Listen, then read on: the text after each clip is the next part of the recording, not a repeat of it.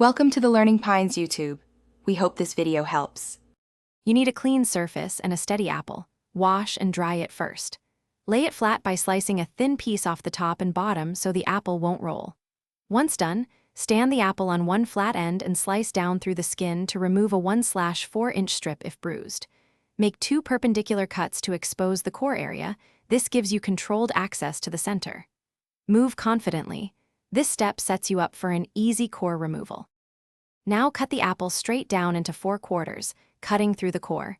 Do this in one confident motion so the core stays intact in the center of each wedge.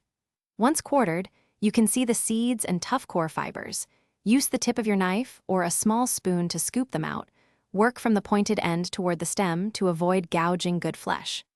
Make shallow trimming passes to remove any remaining hard bits. This preserves most of the apple while removing the core cleanly. Finish by checking each wedge for leftover core or seeds. Trim those small pieces with a paring knife for neat slices.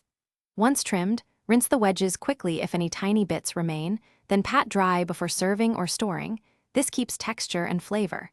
If the knife slips or you feel unsafe, pause and switch to a spoon or melon baller. That reduces risk and still removes the core. Make sure to store cut apple with a bit of lemon juice to slow browning, if desired. Thanks for watching. Consider subscribing if we helped you.